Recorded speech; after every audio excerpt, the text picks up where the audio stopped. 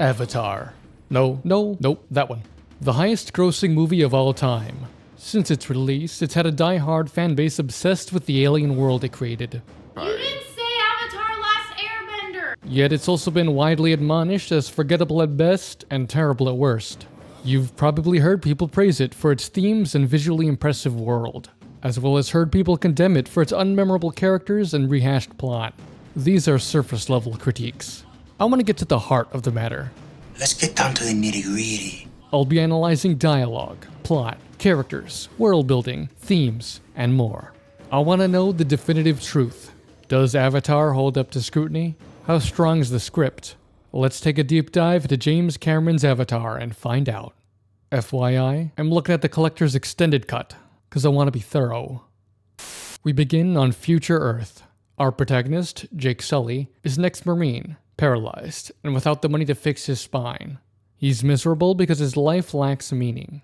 I became a Marine for the hardship. Told myself I can pass any test a man can pass. All I ever wanted in my sorry-ass life was a single thing worth fighting for. I wanted him to be young because I wanted him to be a guy who the promise of his life had been taken away by his injury. He liked being a Marine because the struggle and hardship was for a purpose. He grew as a person, while striving for something greater than himself. Jake is latched on to his identity as a Marine, as it represents the purpose he now lacks. If it ain't raining, we ain't training. There's no such thing as an ex-Marine. You may be out, but you never lose the attitude. I'm no scientist. What are you? I was a Marine. Jake wants nothing more than to find a new purpose. But the way the movie demonstrates this is kind of clunky. While in a crowded bar, Jake sees a man slap a woman in the face, so he knocks his block off. A woman gets battered in a room full of people, and not a single person does anything about it? Not even the staff? Seems unlikely to me.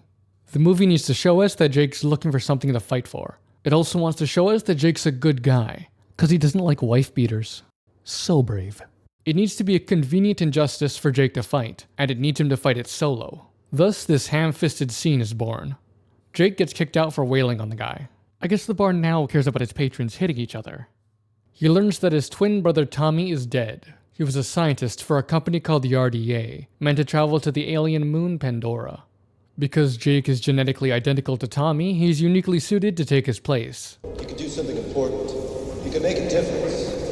The pay is good. Jake accepts, because it aligns with his two core wants. Grand purpose awaits him on Pandora, and the money to fix his legs would give him the chance to pursue the meaning he seeks. He could become a Marine again, and return to the lifestyle that gave him the most purpose. Tommy's cremation fades into Jake waking up from cryo as he arrives at Pandora. This symbolizes rebirth. Jake's listless existence on Earth is over, while a meaningful life on Pandora begins. It foreshadows a tremendous change for Jake. He lands in a human base called Hell's Gate. The security is ex-military. Colonel Quaritch instructs the new arrivals on how best to survive Pandora. It is my job to keep you alive. I will not succeed, not with all of you. If you wish to survive, you need to cultivate a strong mental attitude. You got to obey the rules. Pandora rules. Quaritch is blunt and honest. Some of them will die, and there's nothing he could do about that. But what he can do is minimize casualties by stressing the rules of survival. Rules he developed from experience. He's not just reading off a checklist.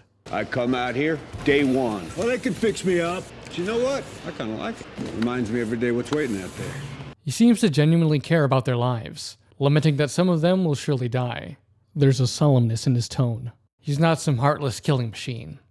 Jake is comforted by the military environment. It's nothing like an old school safety brief to put your mind at ease. It's familiar and reminds him of the life he longs for.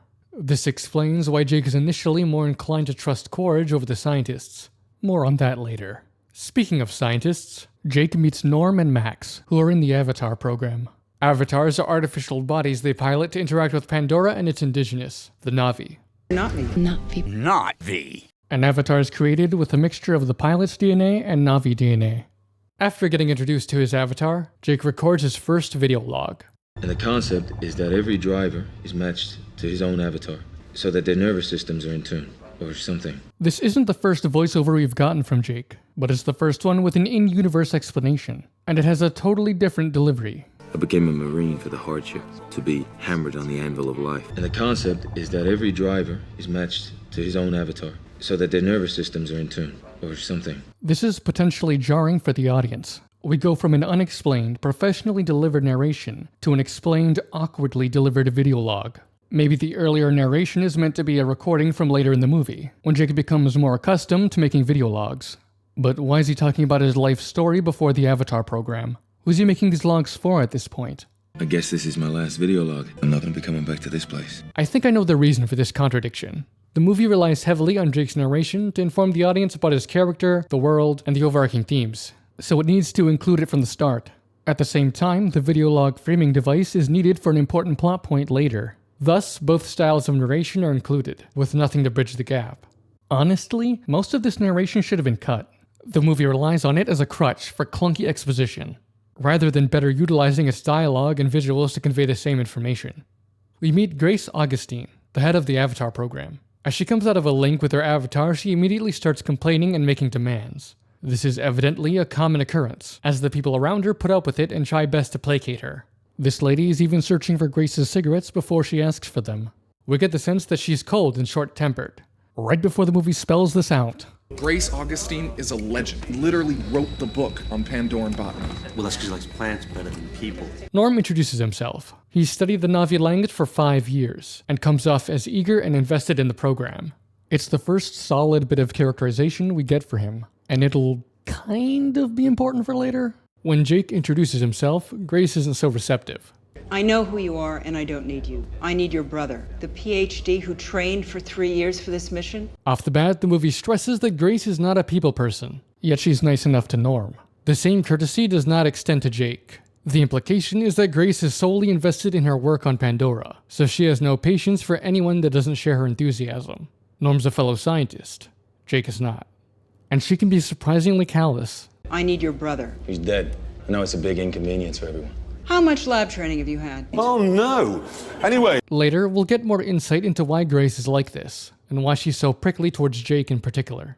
She storms off to complain about Jake to Parker, the guy in charge. He's playing a makeshift mini-golf in the middle of the base's command center. You see that? Yes, sir. No, you didn't. You were looking at the monitor. And he's immediately dismissive of Grace's complaints. The last thing I need is another trigger-happy moron. You're supposed to be winning the hearts and the minds of the natives. Isn't that the whole point of your little puppet show? Parker doesn't take his job, or his staff, seriously. His introduction reeks of irresponsibility. But why would someone so irresponsible be put in charge of such a big operation?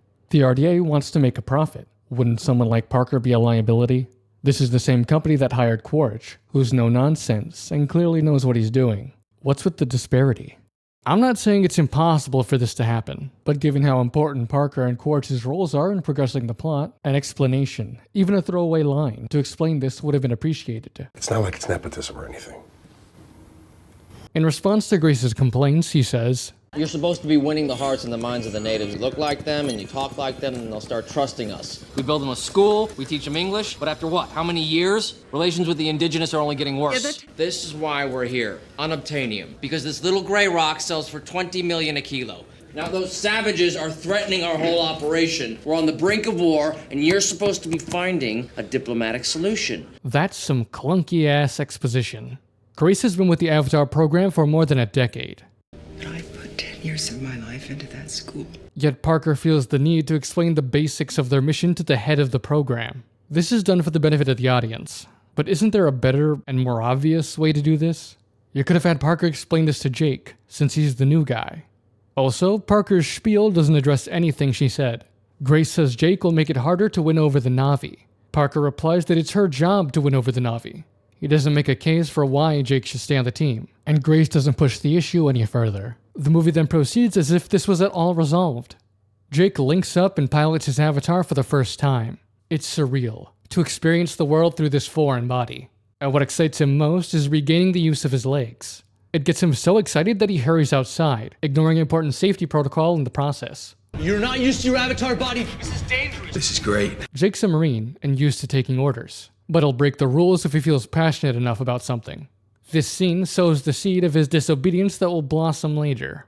It also shows us that Jake learns by doing. He leaves the building on wobbly legs, barely able to stand, and by the scene's end, Jake is sprinting swiftly through the courtyard. He quite literally learns to run before he walks. Jake will be told many things about the Na'vi, yet none of it sinks in until he lives among them. Later, Jake goes to sleep in his avatar body and wakes in his human body. Welcome back. You okay, all right? Yeah, I'm okay. A strong dichotomy is created between human Jake and Na'vi Jake. As a human, he's crippled, robbed of what made his life meaningful. As a Na'vi, he can walk again, and will soon gain new purpose. This will greatly impact his motivations moving forward.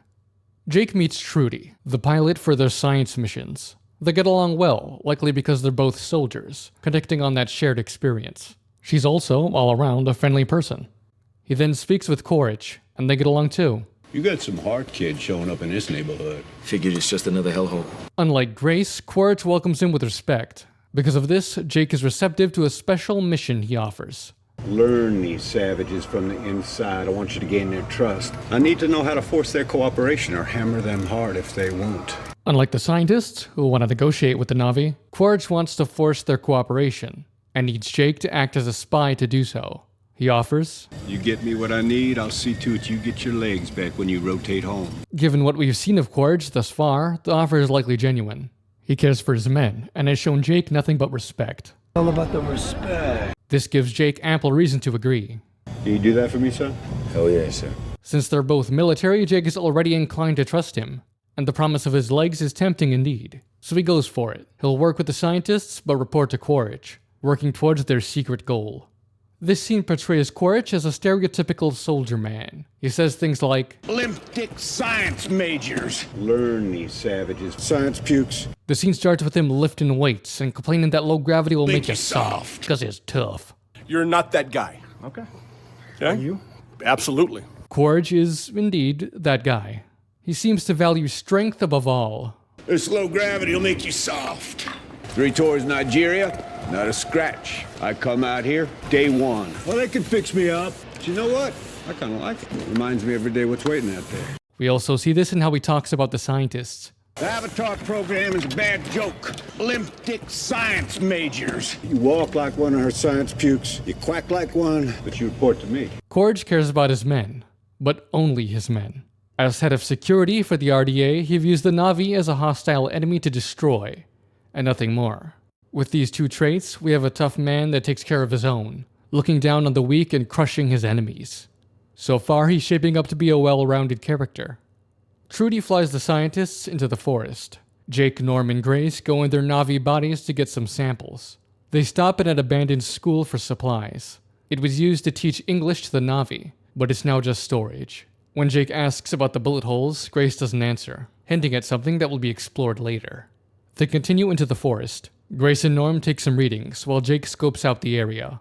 In the background, Norm gets a touch more characterization. You know, it's probably electrical based on the speed of the reaction. Norm, you've contaminated the sample with your saliva. Right. He's a goof, enthusiastic about his job, but prone to making mistakes. Jake encounters a Sturm Beast. Don't shoot, you'll piss him off. It's already pissed off. That armor's too thick. Trust me. It quickly becomes clear that he hasn't been briefed at all on the fauna or flora of the forest. Seems like a big oversight, given that Jake's meant to defend them against these potential threats. And this isn't an inconsequential issue. Against all reason, the scientists have kept Jake in the dark because the movie needs him to be clueless about the forest. So what about this one? Run? Don't run? What? Definitely run! This ignorance delays his action and separates him from the others, and is the impetus that kicks off the rest of the plot. Had Jake been properly informed, the entire movie changes. Anyway, Jake heeds Grace's warning, standing his ground against the Sturm Beast. It backs off, only for a Thanator to leap onto the scene. Grace yells to run, and it chases Jake. He's real lucky it didn't just jump him from behind. Alazar juice box! Alazar juice! No, instead it gives up the element of surprise and lets its prey get a head start. This odd behavior saves Jake's life. During the chase, Jake loses his gun and pack.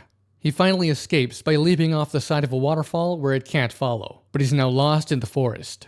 He crafts himself a spear and cautiously walks through the trees. A Na'vi, Neytiri, silently watches. She draws her bow to kill him, but stops when a floating white creature lands on her arrow. Jake is recognizably not of the forest, so Neytiri's first instinct is to kill him on sight, regardless of how lost and disheveled he looks. Neytiri should know that these foreigners pack weaponry far superior than wood spears, and that they usually move in large numbers. So this scenario should make her question if he's a threat, but she doesn't.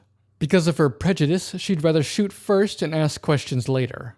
Keep this in mind, as it highlights a critical hypocrisy of the movie. Grace and the others fly around the forest in search of Jake. The sun begins to set, so they're forced to turn in. Presumably, continuing to search at night would be too hazardous, so they retreat, unable to find Jake's avatar. Wait a minute. If the link machine that connects Jake to his avatar is able to pinpoint its location, why can't the scientists just use whatever mechanism makes this possible, and it should lead them to it? Problem solved.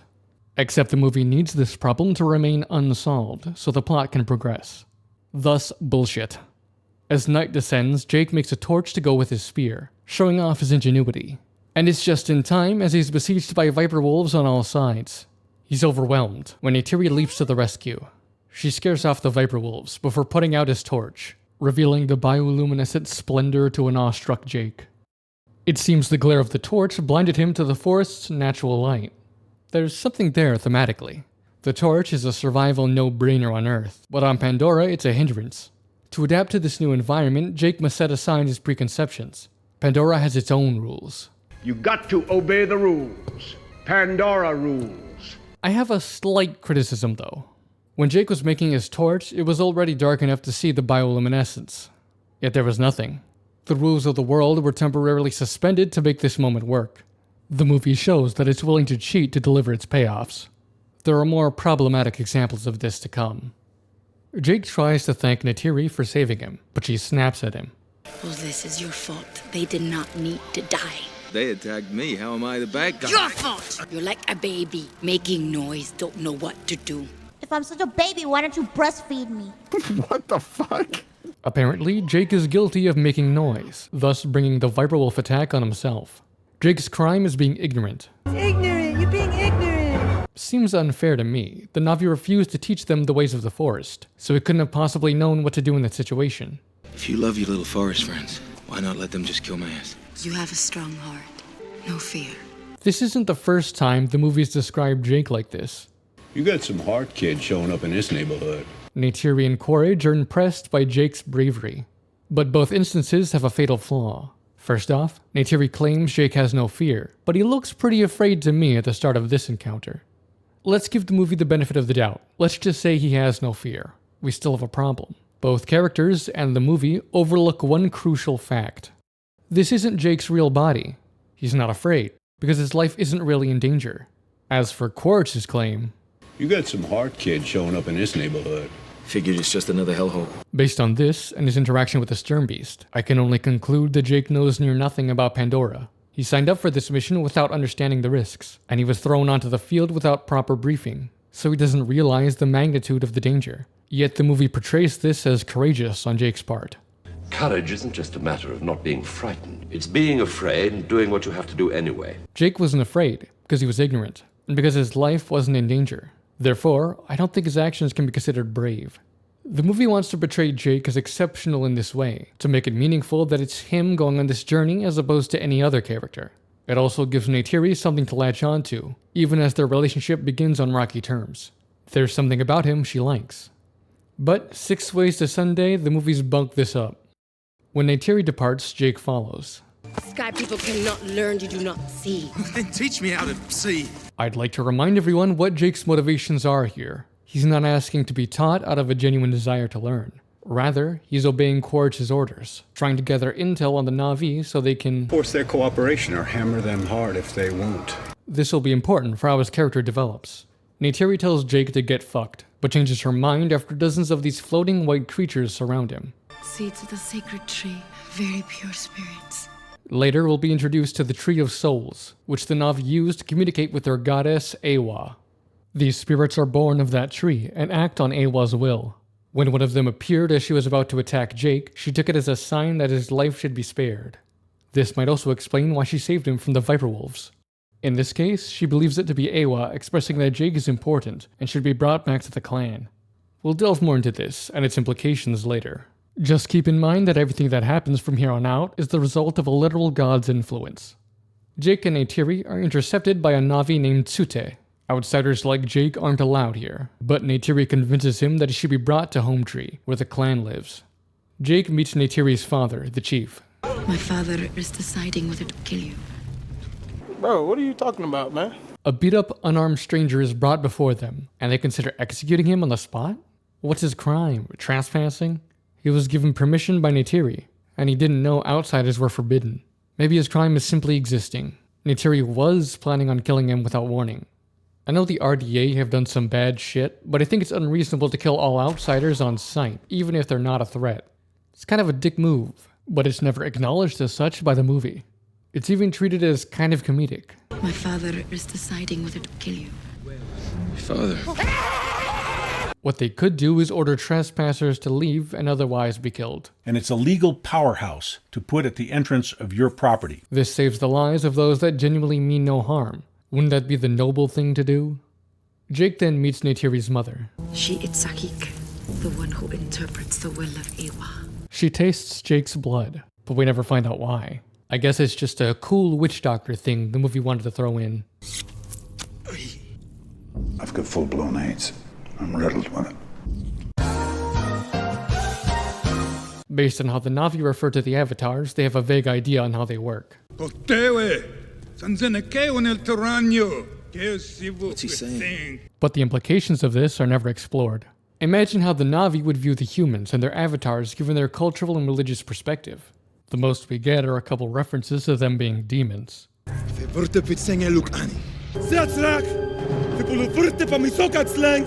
But no one treats the avatars like that's literal. They don't seem to care, which is bonkers. If aliens landed on Earth today with this kind of tech, it would create tidal wave-sized ripples through society, culture, and religion. But the Na'vi take it all in stride. There are a few ways the movie could have approached this. Maybe the Na'vi view the avatars as abominations treading upon Eywa's domain. The Na'vi are concerned with nature and its balance. The artificial creation of these soulless bodies that allow these aliens to interfere with nature might be seen as the ultimate sin. Or maybe the existence of aliens and avatars fundamentally shakes the Na'vi worldview. Their preconceptions about what encompasses nature might come into question, causing some to abandon or reform their religious beliefs. And these ideas are just what I came up with off the top of my head. There are so many possibilities. Jake says he wants to learn from the Na'vi. The chief only agrees when he learns that Jake is a Marine. It's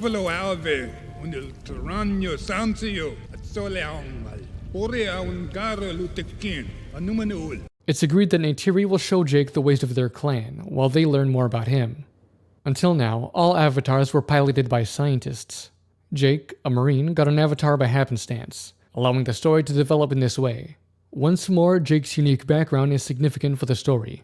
It wouldn't work had he just been another scientist sent to Pandora. The unique circumstances that brought Jake to Pandora justify the story's development. Or at least they would. In this case, I'm not sure it makes sense. In fact, I think this plot point occurs despite Jake being a Marine. Let me explain. It's later revealed that relations with the Na'vi deteriorated because human soldiers shot and killed several young Na'vi. This caused the clan to shun all humans, including the non-violent scientists piloting avatars. So why would they be willing to teach Jake after hearing that he's a soldier rather than a scientist? That should make them less willing to trust him. The movie rattles off some flimsy logic and hopes the audience doesn't question it. And this idea that the Na'vi want to learn about Jake is dropped immediately. There's never a point where the Na'vi ask Jake anything about being a Marine, and Jake never teaches the Na'vi anything about his culture. If Jake did teach the Na'vi about things like the Earth, the RDA, and human society, the movie's climax has the potential to be altered dramatically. A lot of bad shit happens because of a lack of communication. Basically, nearly every aspect of this plot point is broken. Jake is given a place to sleep, and he wakes up in his human body. During lunch the next day, he recants the story of what happened. For reasons I cannot fathom, the Omaticaya have chosen you. God help us all. That look from Norm tells us a little more about his character. He arrived on Pandora with enthusiasm and years of study under his belt. Yet the clueless and reckless Jake is chosen to learn directly from the Omaticaya. Norm is jealous of this unfair outcome. What a fucking bastard! There's a deleted scene that fleshes this out more. It was largely Grace that got Norm's hopes up. You're fluent, you've studied the culture, you're non-threatening. The Omaticaya clan may give you a chance. Maybe you can get them back to the table before things go tits up for good. So it's all the more infuriating when he isn't chosen. Originally, Norm's beef with Jake was laid out explicitly. You got a problem? Yeah, I do. I trained 3 years for this mission. I speak the language fluently. He falls off the frickin' turnip truck and all of a sudden he's the cultural ambassador? In a rare moment, the movie opted for subtlety, letting Norm's actions speak for themselves. Jake tells Quartz what happened. Jarhead clan? And it worked? Hey, I'm practically family. You're gonna study me. I have to learn to be one of them. Just think about this. Jake is told to learn about the Na'vi to gain their trust. And on his first mission, a series of unlikely, contrived, and inexplicable events just so happens to put him in the perfect scenario to do so. With no intention on Jake's part, he gets exactly what he wants. Talk about convenient. The movie would have been stronger had Jake deliberately made choices to set up this scenario, rather than relying on dumb luck. If I had to guess, I'd say the movie is afraid of painting Jake in too negative a light. Think about it. If Jake intentionally sought out and befriended the Na'vi to trick them, that would make it more obvious to the audience that Jake is a liar and a manipulator, deceiving innocent people for personal gain. But if Jake just stumbles into this situation, and the Na'vi choose to teach him with nearly no input from his end, then he's only lying by omission. Thus, it's easier for the audience to overlook his immoral actions. The movie is doing its best to hide the fact that Jake is an asshole. Behold the true jerks! The jerks is us? Parker explains that Home Tree sits on a large unobtainium deposit, so Jake needs to get the Omaticaya to move. What if they won't go? Killing the indigenous looks bad. There's one thing that shareholders hate more than bad press. A bad quarterly statement. Parker implies that if Jake can't get the clan to move, they'll have to kill them. What the fuck? Parker is acting like a company's press is entirely separate from its profits. Part of a company's value is its press. If Earth learned that the RDA genocided a native tribe to steal their shit, that might just affect its reputation. Even if you want to say the shareholders don't care. Which you can't because Parker himself stated they do. The public most certainly would. Today, people get upset when companies do unethical shit. Just imagine if tomorrow you learned a private company killed off an indigenous tribe to steal their resources. The uproar would be insane. Public outrage, drops in sales, stock price decline, severe legal consequences. I am never gonna financially recover from this. Decline in employee morale, and long-term brand damage would be just the tip of the iceberg. My brand! To square this, we must assume this future humanity has become so morally deprived that mass murder isn't bad enough press to hurt the RDA's bottom line. Not only does this contradict what Parker said in this scene, killing the indigenous looks bad. It also contradicts how many of the characters act. The scientists find the idea so abhorrent that some of them will rebel against the RDA. Even Parker, when it comes time to pull the trigger, will hesitate. Are they all anomalies? I don't think so. Even in this shitty future, mass murder still has a bad rap. The only other way to make sense of this is to say the RDA is so all-powerful it can do whatever it wants, and suffers zero consequences. But the points I made before still apply. Parker acts like bad press is a big deal, implying the RDA will face consequences for it. Basically, I'm not buying what the movie's selling. There hasn't been nearly enough to explain why genocide is a viable option for a mining company. Jake is told he has 3 months to get the job done. He then meets up with Grace and Norm to prepare for another link. So who's this Awa? Who's Awa? Only their deity, their goddess made up of all living things, everything they know. You'd know this if you had any training whatsoever. Norm's jealousy has caused him to lash out at Jake, putting the two at odds. He's got a date with the chief's daughter. Oh, come on, that's not a... Jake has a playfulness to him. He gets a kick out of teasing Norm, and has fun poking and prodding at Pandora's unique flora. To start off his training, Neytiri teaches Jake the Na'vi ability to tame animals. That is Sahelu, the bond. Feel her heartbeat, her breath. You may tell her what to do inside. Did I say tame? I meant take control of its mind. The bond is a strange mechanism that raises all sorts of questions, both moral and mechanical. First, the moral. It allows Na'vi to more or less mind control an animal, commanding them like an extension of themselves. This is made more obvious later when taming banshees, where the bond is literally forced in an unwilling animal. I'm a full-on rapist. For humans, taming an animal is a long and nuanced affair. Over time, a relationship is built, one that benefits both parties. The Na'vi, on the other hand, skip all that. They just plug their ponytails into an animal and override its will, forcing it to do what they want. Purportedly, the Na'vi are a people that value all life. Well, this is your fault. They did not need to die. Their deity is made up of this life. Their goddess made up of all living things. And is later described as keeping a balance. She protects only the balance of life. The way the bond works makes it seem like Awa is playing favorites. affording the Na'vi the benefits of this bond to the detriment of the animals they mind control. Doesn't seem like much of a balance. The Na'vi seem totally cool with this. I guess respecting life only extends so far. Going by the Na'vi's own standards, the bond is immoral, let alone human standards. If tomorrow Earth developed technology that allowed people to mind control animals, I think many would have an instinctual distaste for it.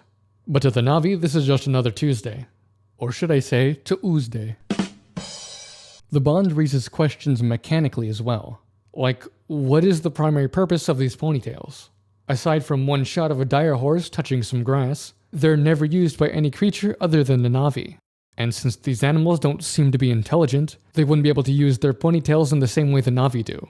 Maybe they can use them to exchange information in a limited way, or for mating rituals, but that's just speculation.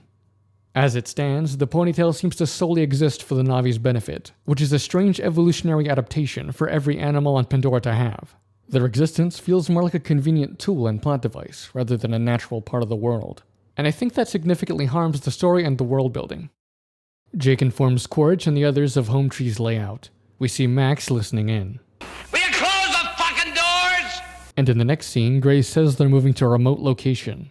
The implication is that Max told them what he saw, so to separate Jake from Quaritch, Grace wants to move out of Hell's Gate. Grace didn't miss a thing. She knew I was talking to the Colonel. Whoa there, movie. You were getting dangerously close to showing rather than telling. So where are we going? Getting out of Dodge. I'm not about to let Selfridge and Quaritch micromanage this thing. But would that actually work? This assumes that Jake can't directly send messages to Quaritch from the remote lab. We're later shown he definitely can, and Jake's still allowed to make trips back to Hell's Gate. The fact that Parker allows her to do this should say everything about how effective Grace's plan is. Why go through all the trouble in the first place? Well, having a semi-portable link unit will be critical for the third act, so the movie has to come up with an excuse to get one.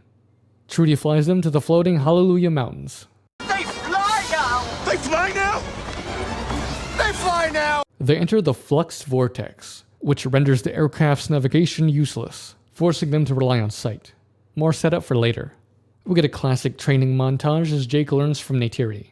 The language is a pain, but, I figure it's like field stripping a weapon. Repetition, repetition. The discipline and adaptability instilled into Jake as a Marine makes him uniquely capable of learning in the Na'vi style. This may be what separates him from the scientists who apparently failed to learn from the Na'vi. We have tried to teach other sky people. It is hard to fill a cup which is already full. My cup is empty. No scientist. Neytiri is also harsh and blunt like a drill instructor. Neytiri calls me Scown. It means moron. This creates a familiar environment for Jake, making it easier for him to fall in line. My feet are getting tougher. I can run farther every day. I have to trust my body to know what to do. I became a Marine for the hardship, to be hammered on the anvil of life. Told myself I can pass any test a man can pass. Between the training sessions, we get a development from Norm. Norm's attitude has improved lately. And that serves as the end of Norm's little arc. He was jealous of Jake for stealing the opportunity he spent years striving for. And now, with no explanation, he's apparently gotten over it. Talk about unsatisfying.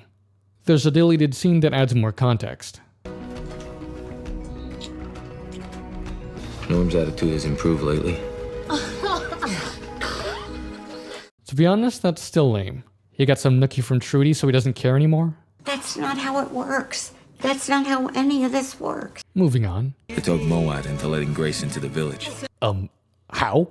Jake's not exactly a wordsmith. I was a Marine, a warrior of the Jarhead clan. And Moat hates humans. What's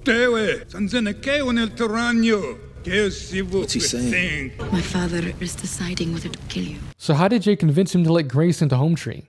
Seems like the writer shunted this off screen so he didn't have to write such a difficult exchange. It's a cheat to get a complicated thing to happen without putting in the work. This is doubly criminal because this becomes an important impetus for Grace's character development. Over the course of the montage, Jake begins to buy into the Na'vi culture.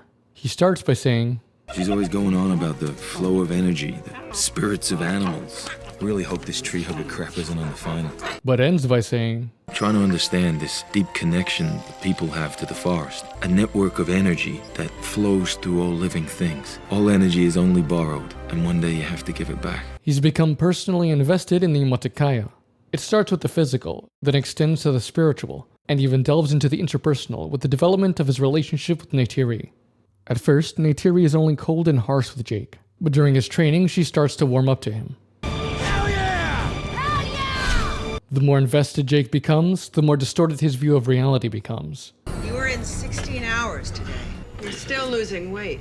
But today I made a kill, and we ate it. At least I know where that meal came from. Other body, you need to take care of this body. Jake wants two things above all else: a purpose and his legs to fulfill that purpose. As Navi Jake, he gets both. This has caused him to neglect his real body in favor of the one he controls when he sleeps. I was free. Sooner or later, though, you always have to wake up. Grace urges Jake to take care of himself.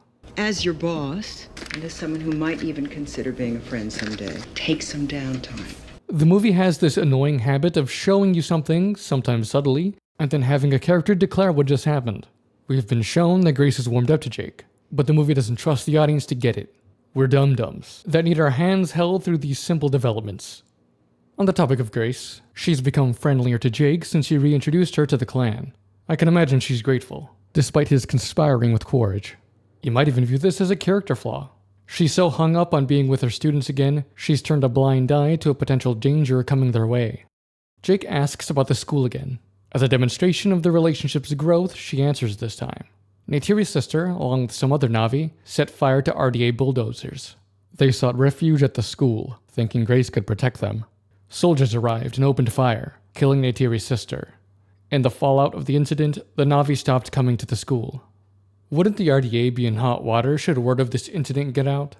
That's very illegal. That's illegal. If Grace leaked this to the media, they'd be fucked. In fact, why didn't she? Maybe it was just too difficult given the 6-year journey from Pandora to Earth. I guess the RDA's lucky no one making a return trip snitched. Snitches get rewards. Regardless, this incident gives us insight into Grace's character. The scientist stays objective. We can't be ruled by emotion. But I put 10 years of my life into that school. They called me Sa'anuk, mother.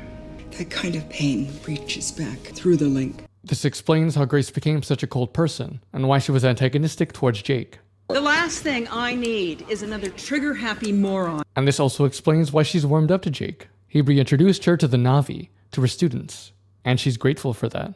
After the school incident, she thought she'd never see them again. This conversation also influences Jake. Grace's story forces him to acknowledge the brutality and villainy of the RDA, and further drives a wedge between him and Quaritch. Neytiri determines that Jake is ready to tame a banshee. They climb up a series of floating mountains until they reach one of their roosting spots. Jake needs to do the bond with one that chooses him. How will I know if he chooses me? He will try to kill you. Really? What if he came across a really nice and friendly banshee? Would he have to just ignore it? I guess that's just not in their nature. Still, it's a funny thing to consider.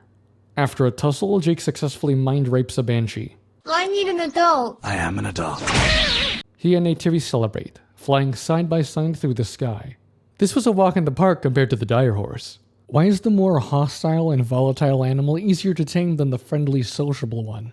Isn't that backwards? Tsute is clearly displeased with his success. Despite Jake's willingness to learn, Tsute's hatred hasn't let up in the slightest. In fact, the more Jake succeeds, the more annoyed he becomes. This likely stems from the school incident. Unlike Neytiri, Tsute cannot overcome his prejudice and accept Jake.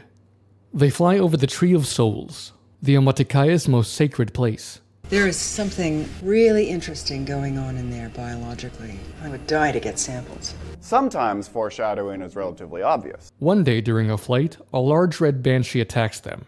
They outmaneuver it, and Neytiri explains that it's called a Toruk. Those that are chosen by a Toruk are called Toruk Makto. It has only happened 5 times since the time of the first songs. He brought the clans together in a time of great sorrow. It's exceedingly rare for someone to be chosen by a Toruk. It's happened 5 times in Omatikaya history. We have lived inside Home Tree since the time of the first songs. Isn't that like 20,000 years? Keep that in mind. By the end of this sequence, Jake is in the midst of a crisis. Everything is backwards now. Like out there is the true world, and in here is the dream. Na'vi Jake has become his life, rather than just a mission. He's reluctant to turn away from it now that the time has come. It's hard to believe it's only been 3 months. I can barely remember my whole life. I don't know who I am anymore. Wait a fucking minute. Jake's at the end of his 3 months. You got 3 months. That's when the dozers get there. But he hasn't done anything to get the Omatikaya to move. He hasn't had a single conversation about this with anyone in the clan. Remember, as far as Jake's concerned, if he can't get them to move, they'll all be killed. And by not even trying, he's basically condemned them to death when he had the power to prevent it. Later we'll discover that Jake has concluded nothing can convince the Omaticaya to leave Home Tree. They're not gonna make a deal. Everything they sent me out here to do is a waste of time. They're never gonna leave Home Tree. But that's a bullshit excuse for not even trying, especially when lives are at stake. Not only is this irresponsible and stupid, it's unbelievably selfish. Jake likely knows that if he broaches the topic of leaving Home Tree, that will sour his relationship with Neytiri and the clan. So he's willing to sacrifice the people he supposedly cares about to maintain this fantasy of his for as long as he can. Strong prey on the weak, and nobody does a damn thing. Well, the Na'vi are in a position of weakness and you ain't doing jack or shit. His current behavior contradicts what was set up at the start. Jake meets up with Quaritch. Because he hasn't negotiated a deal with the Na'vi, the plan is to attack. His intel on Home Tree and the Tree of Souls will be used in the operation. We'll later learn that Quaritch has been watching Jake's logs, so he already knows that Jake's having an internal conflict, and that relocation is a lost cause. With this in mind, we can see that Quaritch is testing Jake to see if he's still on their side. Haven't gotten lost in the woods, have you? Your last report was more than 2 weeks ago. Starting to doubt your resolve. The way I see it's time to terminate the mission. By the way, you're gonna get your legs back. Gonna have you on a shuttle tonight. Quaritch is smarter than he looks. He kept tabs on Jake outside their meetings to ensure he's been staying on mission. He's cautious. And this exchange also reinforces certain character traits of his. He's a man of his word. He offers to reward Jake and fulfill his promise. You get me what I need, I'll see to it you get your legs back when you rotate home. And he's dedicated to his men. He gives Jake a chance to prove his loyalty, rather than immediately slapping some cuffs on him. And Jake fails this test. It's one more thing. Ceremony. It's the final stage of becoming a man. If I do it, I'm one of them, and they'll trust me, and I can negotiate the terms of their relocation. Quaritch knows that Jake doesn't intend to negotiate. He's going out of a selfish desire to live out his fantasy. Quaritch lets him, likely giving him one final chance to prove his loyalty. Well, then you better get it done, Corporal. But he'll end up failing that test too. Jake officially becomes a member of the clan. The Omaticaya, not the other one. Neytiri takes him to the Tree of Voices, which contains the voices of their ancestors. Grace will later describe these trees as a place where the Na'vi can upload and download data, memories. The Na'vi can use their ponytails to store their memories in Eywa and access them later. The implications of this are kind of insane. First of all, it would greatly impact how the Na'vi view the past. Rather than relying on myths and legends, memories would paint a clearer and more intimate picture of history. Not only would they know what actions were taken by historical figures, but also what they thought and felt as they took them. And this ability would provoke existential questions. Like, does this provide a kind of immortality? If you upload all your memories into these trees, does that mean a copy of you exists there? And if a different person were to download all your memories, would a copy of you exist within them? Is that person now technically you? This ability is starting to give me Time Lord vibes, with the power to accumulate millennia's worth of knowledge, and the capacity for quasi-immortality. It's a wonder Na'vi society isn't more akin to Gallifrey than anything else. This bit of world building is used for a couple plot points later, but its wider implications are never explored in the movie. You are Omaticaya now. You may make your bow from the wood of Home Tree, and you may choose a woman. Neytiri has grown attached to Jake and is annoyed that he must choose a woman that is not her. They can't be together, since she is betrothed to Tsute. He'll be the next clan leader. Neytiri. She'll be the next Sahik. They become a mated pair. But things take a romantic turn regardless. I've already chosen, but this woman must also choose me. Surprisingly, Neytiri shirks her responsibilities to indulge in personal desires. Hey, maybe these two are perfect for each other. Still, this doesn't seem like something Neytiri would do. Thus far, she's been portrayed as dutiful, obedient, and heavily invested in her clan's culture. The most we get to say otherwise is that she's annoyed at being forced to teach Jake, but she obeys her mother regardless. I played Neytiri. She's the daughter of a Sahik, who's a shaman woman, a person of high stature in her tribe, and Neytiri has to follow in her footsteps, but she does not want to do that. There is no indication anywhere that she doesn't want to follow in her mother's footsteps. What are you talking about? She's a very rebellious girl that is kind of torn between doing what is expected of her to do and following her heart. Rebellious? Since when?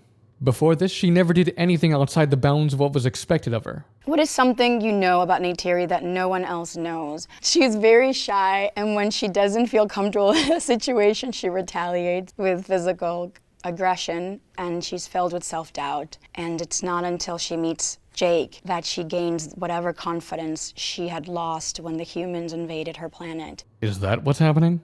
she used to be confident and rebellious, and that side of her reemerges thanks to Jake? First off, those character traits haven't been set up or even hinted at.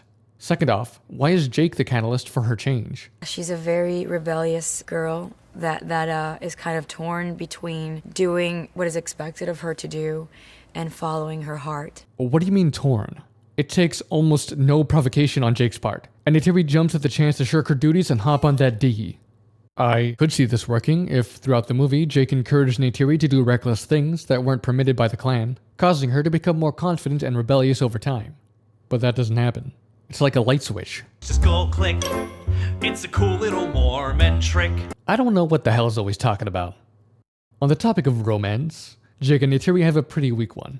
Let's start with the pros. They've spent 3 months together, plenty of time to get to know each other. They have a lot of fun, and Jake comes to appreciate Neytiri's culture and lifestyle. The cons. All this development is done during montage, so it's difficult to say exactly what they fancy about one another. I mean, what does Neytiri like about Jake? She was impressed by his strong heart, I guess? What does Jake like about Neytiri? I can't believe your tits are 1 polygon! Their attraction seems superficial, but that's not necessarily a bad thing. When you first meet someone, the only thing you have to judge is the superficial. But the problem is it doesn't evolve past that, and that the movie ignores this. As it stands, there's a serious lack of development for the relationship.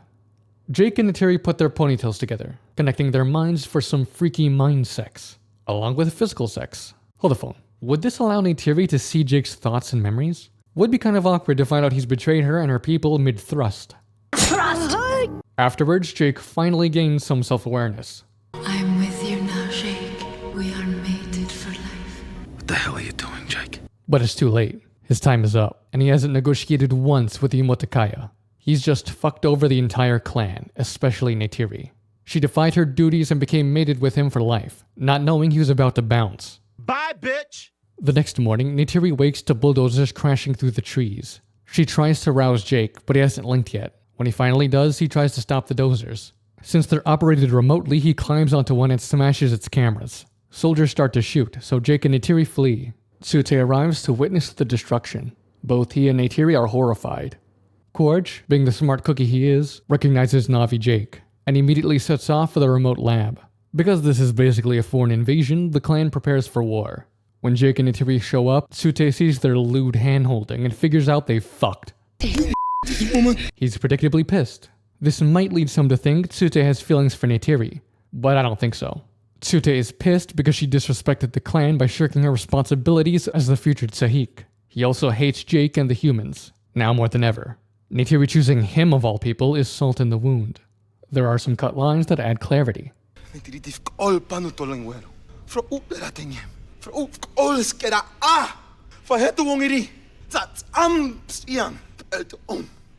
Neytiri, if you choose this path, you can never be Tsahik.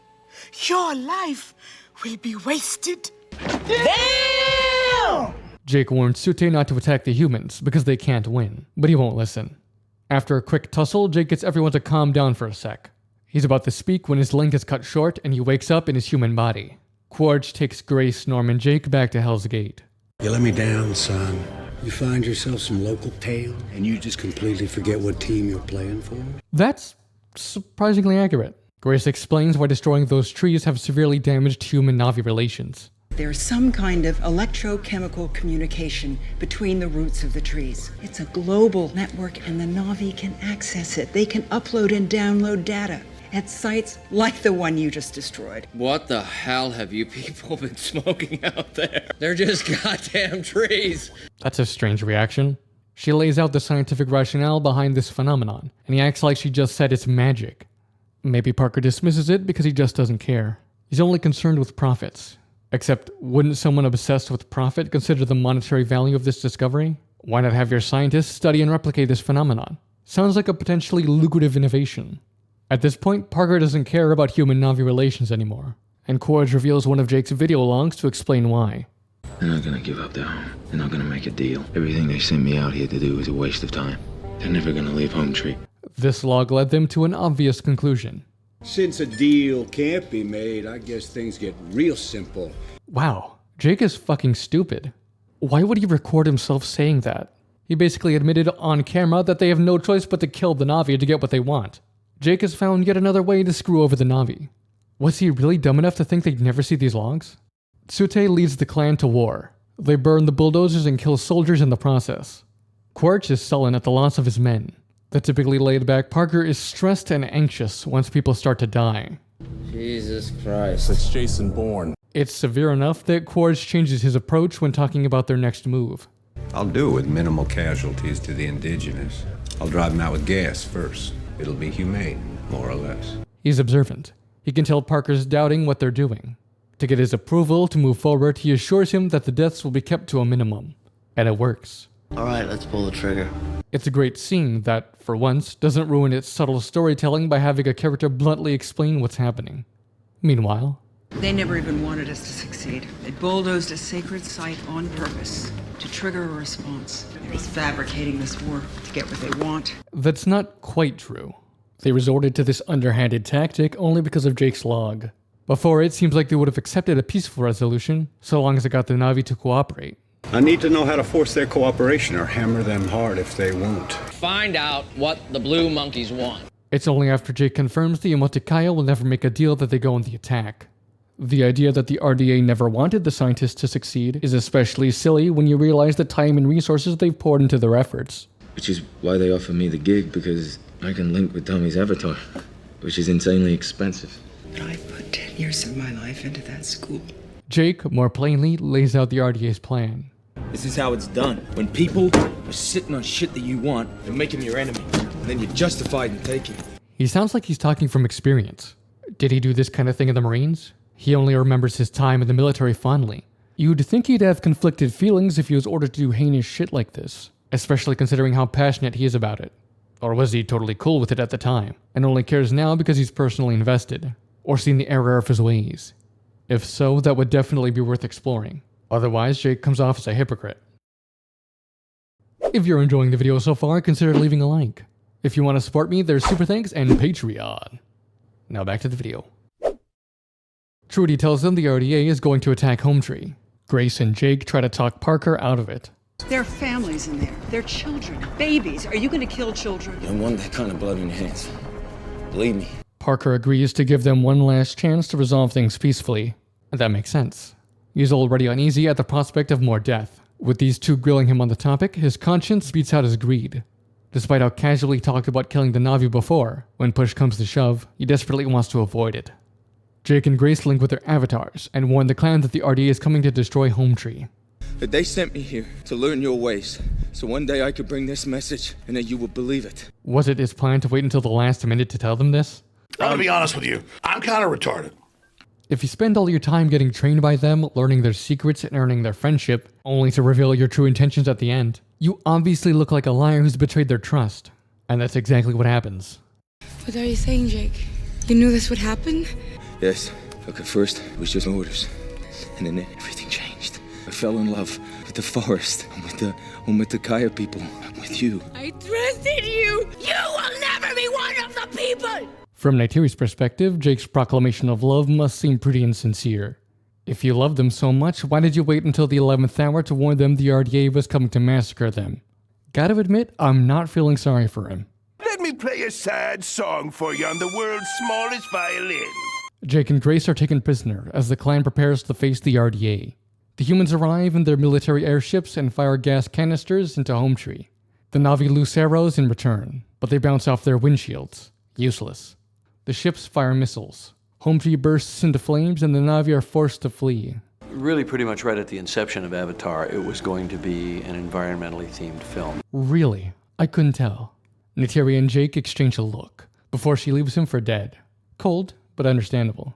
She likely blames him for what's currently happening, and I can't say she's entirely wrong. Neytiri's mother, however, feels differently. If you are one of us, help us. Thus far, she's had near no characterization. When she met Jake, she asked him some basic questions, then told Neytiri to teach him following the chief's decision. And then nothing until now. This fake out, will she kill him or free him, only works because the audience knows nothing about her. Either choice is equally likely because we don't understand what she thinks of Jake. It could have been any Na'vi rando that freed him, and it would have been just as satisfying. I.e., not at all. Given how important this moment is, it would have been more meaningful had a more developed character freed him. Neytiri could have begrudgingly freed Jake. Despite the betrayal, she can't help but still love him, so she rescues him, though still wants nothing to do with him.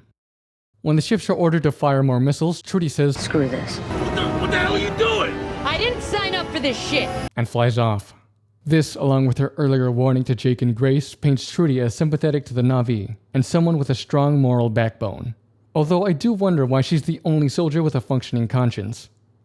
I'd like to note the reaction of the scientists and other staff to this carnage. All of them look completely horrified. Imagine if even one of them leaked this footage to the media. It'd be like the John Walker situation in Falcon and Winter Soldier, except in this case the soldiers actually did something wrong. With Home Tree destroyed, the airships depart. Neytiri finds her father mortally wounded. In his last moments, he urges her to protect the people. Jake tries to console her, but she chases him away.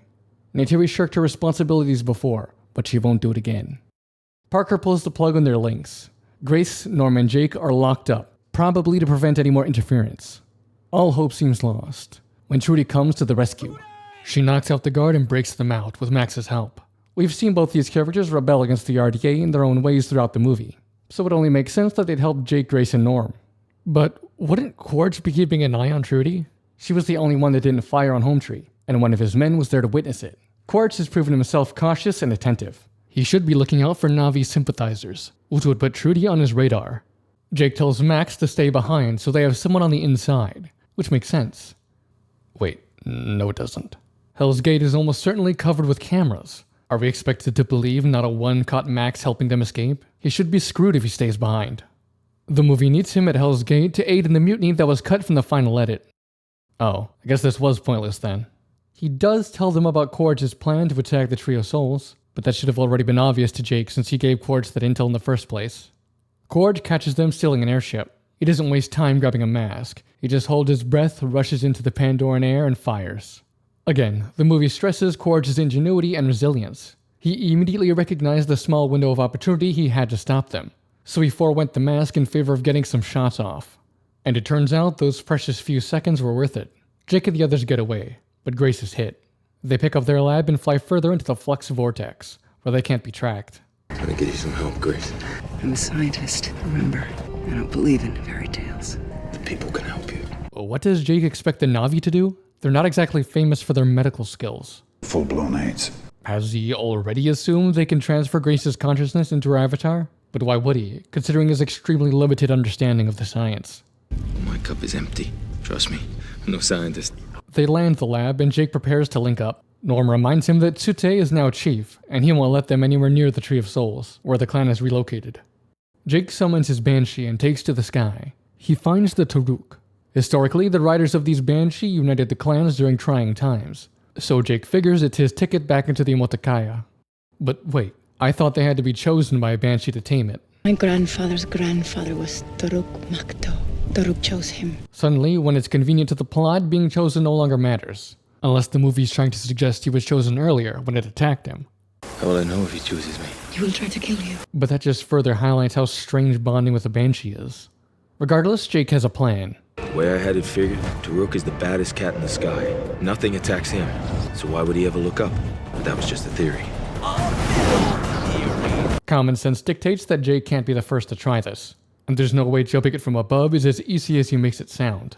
Otherwise, history would be teeming with Toruk Maktos. Young, reckless Na'vi would be trying this all the time, so it'll be interesting to see how Jake pulls this off. It's definitely going to be an intense struggle. I mean, bonding with a normal Banshee was a hurdle, let alone the Apex Banshee.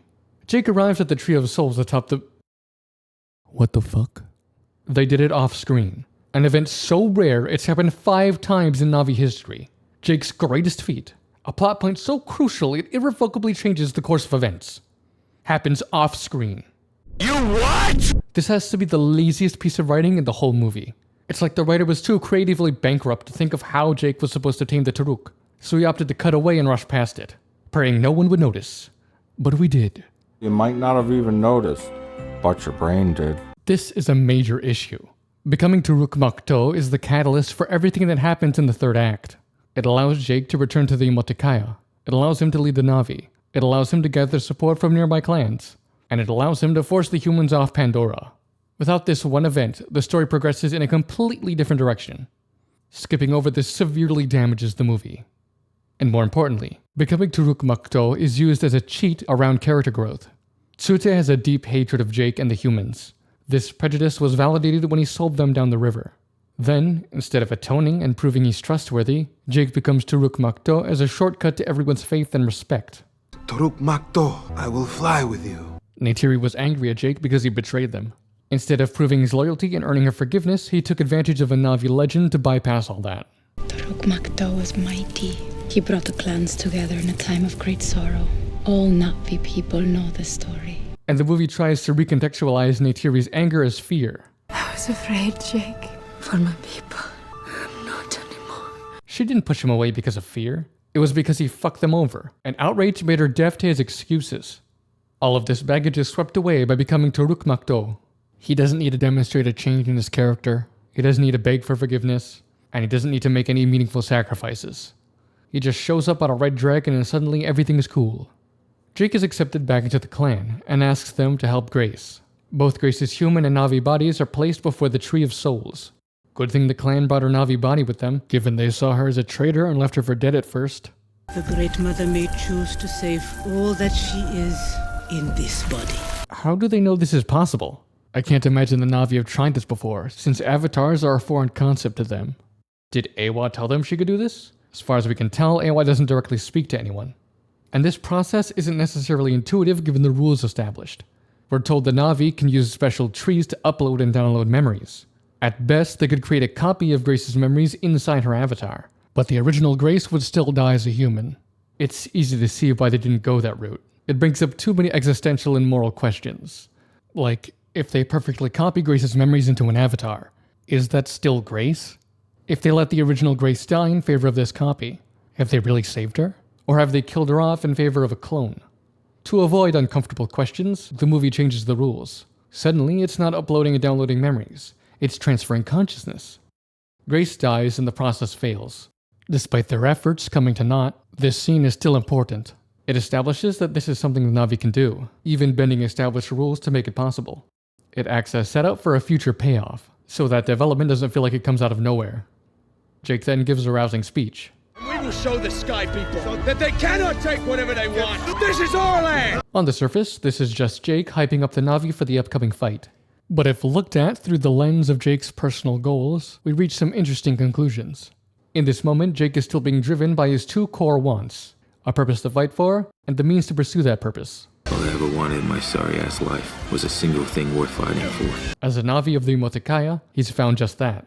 So in his speech, he groups himself with the Na'vi and separates himself from the humans. Without explicitly saying so, he declares himself part of the clan and renounces his affiliation with the RDA.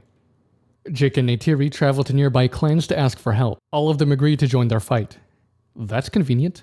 Not only are these different clans willing to cooperate despite the differences they must have, but they're all willing to wage war against a group some of them have surely never encountered before.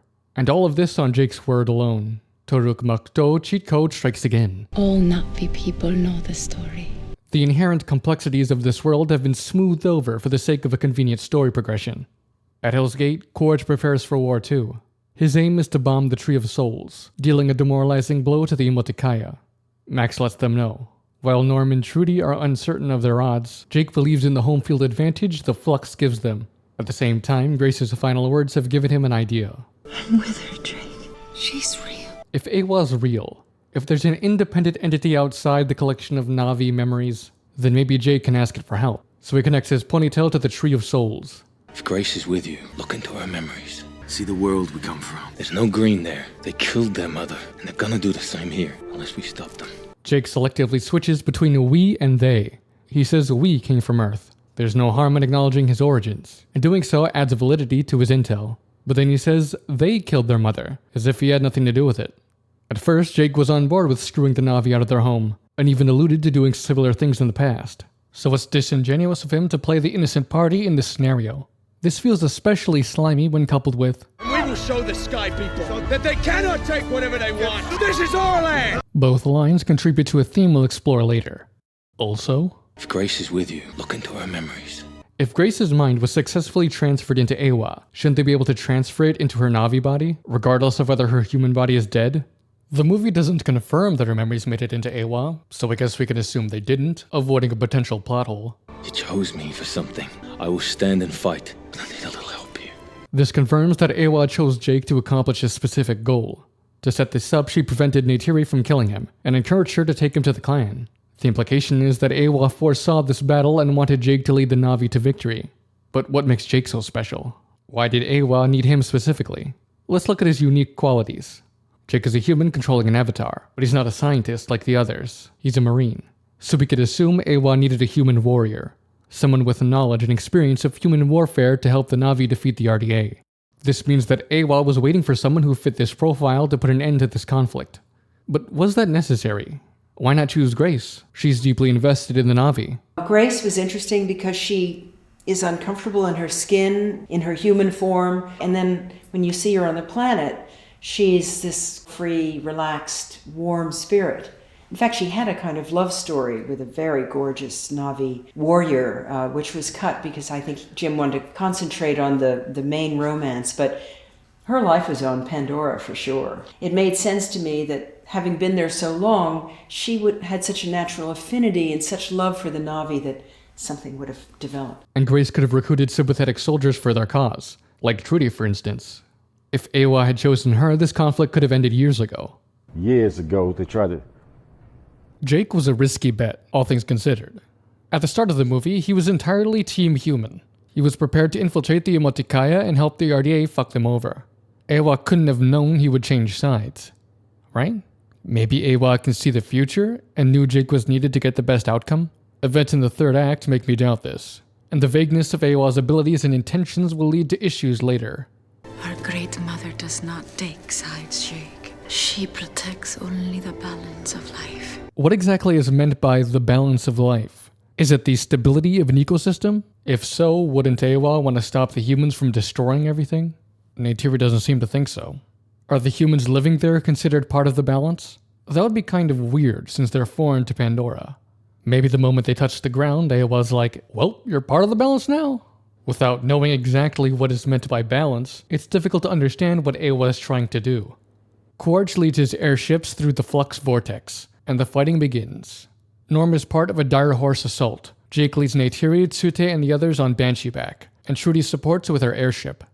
They loose arrows on Quaritch's ships, piercing their windshields and killing the pilots. Before, their arrows bounced off their windshields uselessly, but by adding the velocity of the Banshee, the force of the arrow becomes enough to smash through.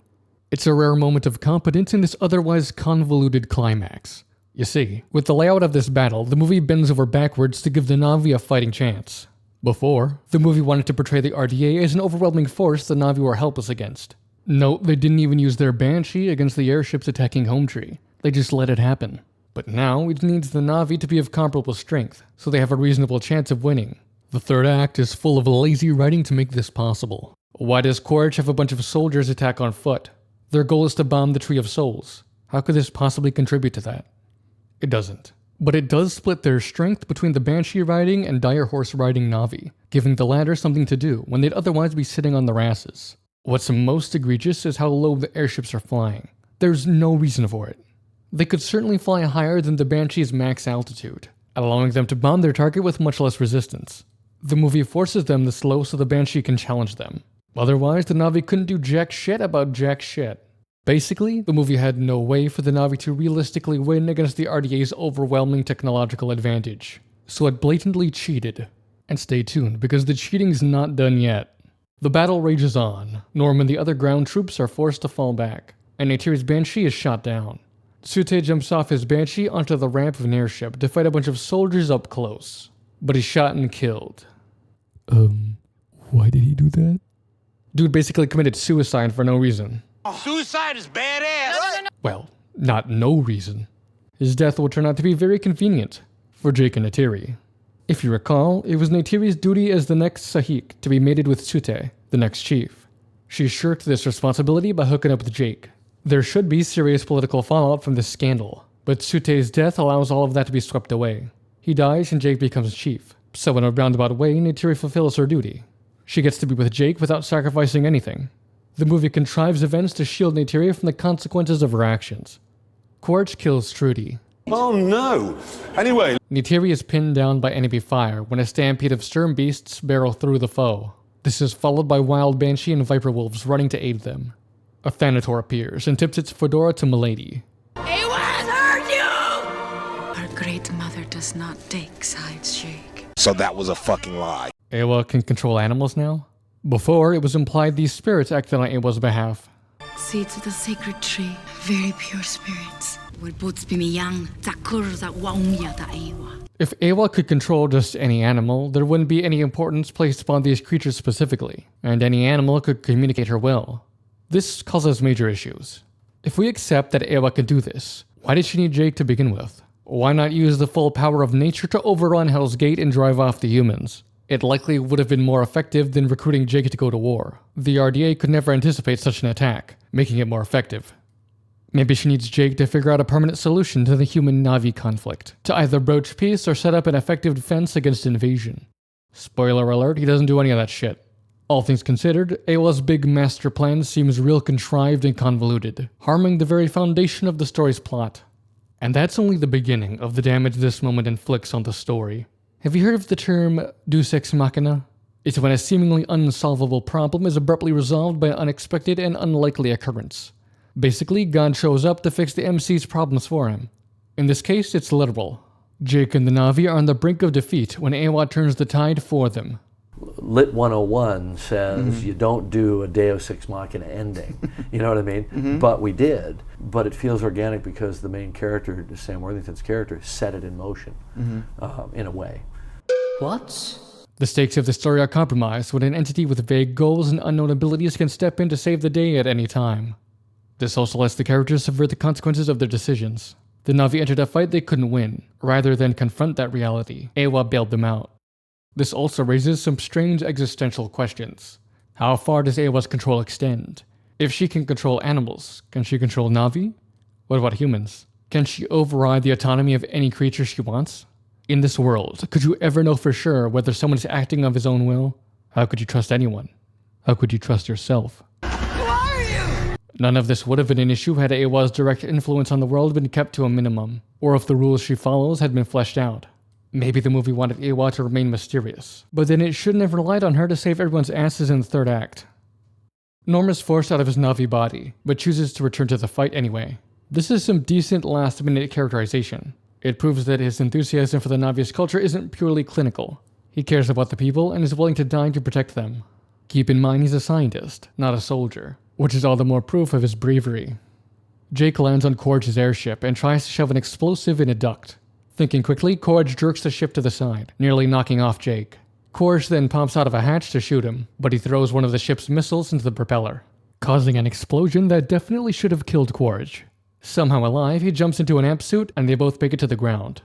Korg lands near the lab, because Jake is fucking brain dead. Oh, that is it! Why did he put the super sensitive lab in the same location as the ambush? It's like he's asking to get killed. The movie wants to up the stakes by putting Jake's life in real danger, so it sacrifices his common sense to make it happen. Neytiri arrives and attacks Korg with a Thanator. It destroys his gun, but Korg manages to stab it, pinning Neytiri underneath.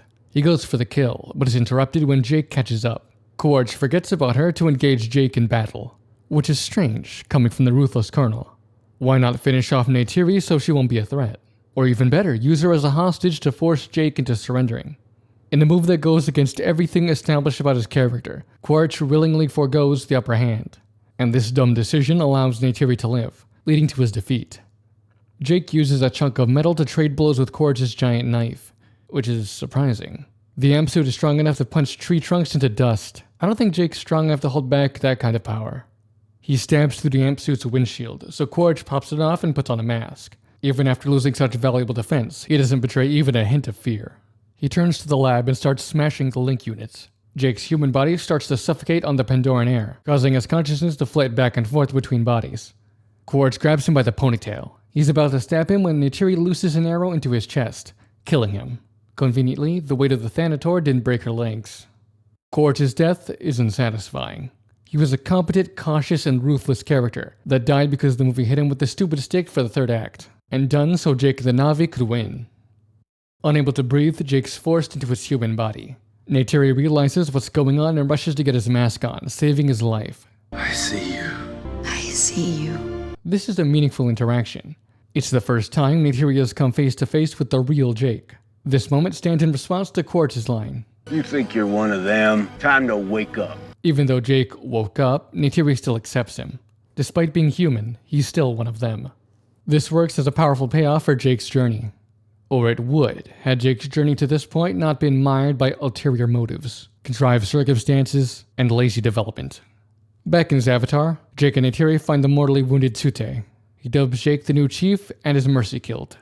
The aliens went back to their dying world. Only a few were chosen to stay. The time of great sorrow was ending. Jake seems to think they'll never come back. Of course they're going to come back. But there's a number of things Jake could do to prepare for this. He could send humans he trusts back to Earth to negotiate on behalf of the Na'vi. Their land on Pandora is to be recognized as a sovereign nation with respected borders, and they're to receive compensation for the damages inflicted by the RDA. There are several bargaining chips they could use to ensure the RDA's cooperation. First is the promise of fair trade for unobtainium. It's insanely valuable after all, and is why the RDA was at Pandora to begin with. If they want any more of that elusive mineral, they'll have to work with the Na'vi. Second, they could keep Parker and the other humans on Pandora as hostages. This prevents the RDA from launching an immediate counterattack and ensures their ambassadors aren't mistreated. And if they want their men back, they'd better take the deal. Third, if the RDA still doesn't want to play ball, they could threaten to ally with their competitors, hurting their almighty profits. The RDA could end up with no unobtainium and a powerful enemy on the market. Given those circumstances, it'd be in their best interests to cooperate. This is one route of many that Jake could take to secure the safety of the Na'vi, yet he doesn't do anything. He's gonna pretend the problem doesn't exist until it eventually comes back to bite him in the ass. But I guess that's his MO at this point. Moving on from Jake not thinking about the future, we have Jake not thinking about the future. The time of great sorrow was ending. Turuk Makto was no longer needed. There is no good reason to let the Turuk go. It's a valuable tool, should disaster strike. And it's naive of him to think he'll not need it again. At the Tree of Souls, the ritual performed for Grace is now being done for Jake, so he can be reborn as a Na'vi. It's my birthday after all. The ritual ends, there's a pause, and then Jake wakes up. Once more, Jake undergoes a rebirth. He goes from a human controlling an avatar to a true Na'vi. This represents the complete fulfillment of his goals. All I ever wanted in my sorry-ass life was a single thing worth fighting for. I was a warrior who dreamed he could bring peace. He's attained a purpose and the means to pursue said purpose. He has something righteous to fight for. This also represents a new understanding. He's learned about the Na'vi and now can see from their perspective. The film begins and ends with the character's eyes opening. It's about perceiving differently, looking at another culture through their eyes, understanding the other person better. And that's the end. Let's talk characters. Max and Trudy are fine. They're flat characters that don't have much going on in the way of personalities or motivations. Each have one or two important things to contribute to the plot, but that's it. There are deleted scenes where Trudy is more involved in Jake's mission, including an instance where she helps him scheme against Quaritch. If we don't give him something, he's gonna shut us down. We're buying time, Jake. These scenes might have helped flesh out Trudy's decision to betray the RDA. As it stands, we only have this one moment to explain her sudden flip. Norm is characterized as a bumbling goof, non-threatening and inoffensive. The other characters don't take him seriously, and the movie doesn't either. Otherwise, it would have bothered to give him a complete character arc. You see, Norm's arc is set up but not paid off. When Jake was chosen by the Omotikaya, Norm became bitter and jealous. He spent years training for the Avatar program, while Jake was a meathead who didn't know anything about Pandora. He then gets over this jealousy, off-screen, becomes the best buds with Jake, and then disappears from the movie. Well, he doesn't disappear per se, but the movie runs out of things for him to do, so he kind of fades into the background. There are several deleted scenes where Norm is more involved in the latter half of the story. When Grace was introduced to the clan, Norm was there too, and there were scenes of him hanging out at Home Tree. Though even in these scenes, Norm doesn't do much. He's just sort of there. His only purpose seems to be to make Jake look good by comparison. I am a living god. Look at this! This is amazing! Oh, okay, I'm good. Parker has some depth. He begins the story as a one-dimensional villain, willing to kill the Na'vi for the sake of profits. But when shit hits the fan, he hesitates. His conscience compels him to find an alternative to war, before it's too late. What's missing is a conclusion to this arc. One can be found on the cutting room floor. In a deleted scene, as Hell's Gate prepares for battle, Parker reaches his breaking point and tries to stop the whole thing. The blasting compound goes back to the mine. This thing is completely out of control. I am not authorizing you to turn mine workers local into a freaking militia. He tries to make Quaritch back down, but his authority is usurped. You think you can pull this palace coup shit on me? I can have your ass with one phone call. You're a long way from Earth. Unask this man from the area and get that compound loaded. Despite his callousness at the start, Parker can't go through with the deaths of innocents, even Navi. He tries to shut it down, but it's too late, and he becomes a prisoner at Hell's Gate. Without this final scene, Parker's arc is left incomplete. Quaritch is probably the best written character. He cares about his own, but no one else. He hasn't a shred of empathy for those outside his circle.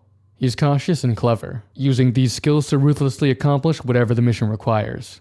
He's a man with a very, very keen wit. He's an intelligent man. He's cool and very icy and very hard and very lacerating, so wit is a weapon. All these character traits are well integrated into his actions and dialogue, but the movie falters with the landing. At the third act, Quaritch becomes inexplicably stupid. He fails to keep an eye on Trudy, who shows signs of defecting, and he fails to kill Neytiri when he has the chance. Plus, his whole battle plan is blatantly flawed from the start. All of this leads to his death, a disappointing end to an otherwise great villain. Tsute is a wasted character. At first, he hates Jake and the humans because of the terrible shit the RDA has done. His hatred grows, until Jake's revealed as a traitor and the RDA bombs Home Tree, validating his prejudice. And then Jake shows up on a Taruk, and Tsute completely changes his mind. He then kills himself so Jake can take his job and fuck his wife. I'm gonna sell you the best night of your life. Take my wife, please. Do I even need to explain what's wrong with this? Grace might be the second best written character. Past events have well defined her character, both in terms of personality and motivation. She grew to care for the Na'vi through her school, but when tragedy struck, she became cold and harsh, especially towards soldiers. Because of this, Grace viewed Jake with hostility. But when he restored her connection to the Omaticaya, she decided she could tolerate him, even overlooking his conspiring with Quaritch. Over time, tolerance turned to friendship, and Grace opened herself up again. In the end, she died trying to help the Na'vi, staying true to the bond she forged long ago. While this checks out, Grace's characterization isn't perfect. For one, the execution is lacking. The movie feels the need to explicitly explain her character to the audience, rather than letting her actions do so. Well, that's because she likes plants better than people. She knew I was talking to the Colonel, but I had what she needed. A way back in with the clan, so she's playing nice. As your boss, and as someone who might even consider being a friend someday. Also, the movie never acknowledges the role she played in Home Tree's destruction.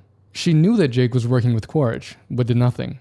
If she'd confronted Jake, that might have changed how he chose to handle the situation. He might have tried harder to resolve things peacefully, rather than sit on his ass until shit shot out and hit the fan. Grace's selfishness makes her partly responsible for that new tragedy, but she never reflects on this, and the movie doesn't condemn her for it. Neytiri is set up as a character that strictly adheres to the duties and beliefs of her people. Then she meets Jake. She's impressed with him, for some reason, and that causes an underdeveloped romance to blossom. Against everything established about her, this relationship causes her to brazenly shirk her responsibilities.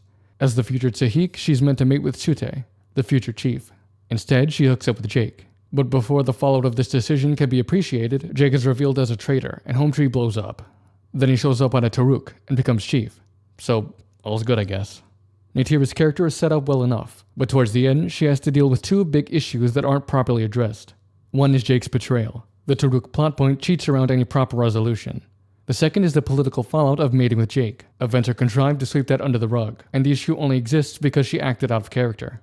Basically, Neytiri starts out promising, but ends in this clusterfuck of nonsense development, coming out the other side an illogical character. And that brings us to Jake, the main character and by far the worst. He starts the movie with solid motivation. He has two core wants, a purpose and his legs, aka the means to pursue that purpose. The job on Pandora gives him both, so he's motivated to join. At the start, Jake is a character inclined towards immoral acts for selfish gain. It's implied he's done shady shit in the military, and he has no qualms about driving the Na'vi out of their home to get his legs fixed. I need to know how to force their cooperation or hammer them hard if they won't. Can you do that for me, sir? Hell yeah, sir. You get me what I need, I'll see to it you get your legs back when you rotate home. That sounds real good, sir. But this is where the problems begin, and eventually spiral out of control. Even as Jake comes to care about and understand the Na'vi, he doesn't attempt to resolve things peacefully. He has 3 months to negotiate with them, but he doesn't try once. He does continue to collect intel for Quaritch's inevitable attack. It's only when it's too late does he try to warn the Na'vi. But this raises some important questions. Why does he do this? If he cares about the Na'vi, why do nothing for 3 months? What motivates him to do these seemingly contradictory actions?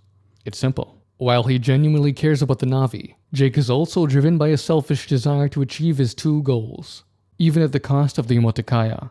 As a Na'vi, Jake gets his legs back, along with a purpose. If he broaches the topic of relocation, that's sure to interfere with the fun, fulfilling life he's gained among them. So he puts it all out of mind and gets lost in his dream, enjoying himself before things inevitably go tits up. Everything is backwards now. Like out there is the true world, and in here is the dream. It's hard to believe it's only been 3 months. I can barely remember my old life. I don't know who I am anymore. Jake's selfishness becomes a death sentence for the Omotikaya, and no one calls him out on this. Then, when it all blows up in his face, and Jake's branded a traitor by both sides, he takes a firm stance in favor of the Na'vi. He's betrayed the RDA, so he can say goodbye to his spinal surgery and a job in the Avatar program. He can no longer satisfy his 2 wants with them. That only leaves the Na'vi. If he can only get their forgiveness, he can avoid losing it all. At this point, Jake only stands to gain by siding with them. But how can we be sure Jake's desire to help the Na'vi isn't tainted by self-interest? How might we suss out this part of his motivation? Sacrifice. If Jake were to sacrifice one or both of his wants to save the Na'vi, it would prove that he cares about the Omotikaya more than personal gain. It would prove that he's willing to do the right thing at a cost to himself. Grace does exactly this. Her life's work centered around the scientific study of Pandora. When she betrays the RDA, she cuts herself off from the resources needed to do so. This is why we're here. Unobtainium. It's what pays for your science. Jake, on the other hand, sacrifices nothing. Rather than giving up his 2 wants, helping the Na'vi is the only thing that lets him hold on to them. He continues to have access to working legs and a cause to fight for. And by the end of the movie, he's gained yet more than that. He gets to live as a Na'vi permanently and becomes the clan chief. Although he genuinely wants to help the Na'vi, nearly all of Jake's actions have a distinct undercurrent of selfishness. But the story never acknowledges this. In fact, the movie suggests Jake didn't do anything wrong. He was just a victim of circumstance, who now must fight the real villains. It's not his fault things turn out this way. Except it is. It's directly his fault. There were numerous reasonable actions he could have taken to help the Na'vi before his 3 months were up, yet he chose to do nothing, because that was most convenient for him. He's an asshole. To summarize, Jake starts off as a selfish asshole and remains a selfish asshole. All the while, the movie insists he's an amazing guy. You got some hard kids showing up in this neighborhood. You have a strong heart. No fear. I see you. I was afraid, Jake, for my people. I'm not anymore. Toruk Makto, I will fly with you. You cannot lead the people. You must lead them. Jake Sully, I will be remembered. My father was Toruk Makto. We were brothers, and he was my last shadow. The movie wants Jake to be a great guy so badly it throws other characters under the bus. Whenever someone comes into conflict with Jake, characterization and plot progression are manipulated to make him come out the victor. Norm is jealous of Jake getting an opportunity he doesn't deserve. He gets over it off screen. Neytiri curses Jake as a liar and a betrayer. Jake shows up on a Toruk, so all's good. Tsute has a deep prejudice against the humans, especially Jake. Quaritch is determined to kill Jake. He suddenly becomes incompetent in battle, leading to his death. It's lazy writing and misguided service of a poorly thought out character. Now that we know the characters are far from stellar, how does the world building fare? The movie takes place sometime in the future, after Earth has discovered an extraterrestrial world with intelligent humanoid life. The scenario is rich for world building. Consider what would happen if such a discovery were made tomorrow. World governments would scramble to respond and determine how best to interact with this new species. Scientists would be eager to study these beings, and how they fundamentally change our understanding of biology and evolution. And humanity would struggle with questions of existential meaning, religion, and morality in a universe where it isn't alone. What happened in the Avatar universe? A private company set up shop on this world and only interacts with the aliens as needed for their mining operation. Mining company! Seriously? No one else was interested in this mind-blowing discovery. No governments wanted to contact these aliens? Nothing? As the most efficient superconductor known to exist, unobtainium is a rare earth mineral mined by humans and the sole reason for their presence on Pandora. Why does no one care? On a related note, the issues faced by the RDA on Pandora are very contrived. Their main problem stems from conflict with the Na'vi, but the circumstances needed to create this situation are ridiculous. Out of all of Pandora, they couldn't find one uninhabited location with an unobtainium deposit? It's one company versus an entire moon, since apparently no one else is interested in it. Why do they have to dig up the one deposit people live on? Is it more work to search for another one than to start a war? Seems irrational for a company that supposedly cares about profits and bad press. The movie needs there to be conflict between the RDA and the Na'vi, but it's unwilling to put in the work to craft a believable scenario. It has to ignore the overwhelming interest Earth would have in Pandora to isolate the RDA on it, and it has to ignore the alternatives to going to war with the Na'vi over unobtainium. Let's take a look at the positives of Pandora's world building. A whole language and dialect was constructed to help give the Na'vi a distinct culture. It's well integrated into the story, serving as both a barrier and a bridge between characters of wildly different backgrounds. I see you. I see you. Avatar is about trying to learn the other culture, trying to push through into an understanding of their worldview. The first key to that is always language. People think in their own language, and their language is a reflection of their worldview. Other aspects of the Na'vi were given a lot of thought and attention. The goal was a culture that felt alien but still tied to some level of reality.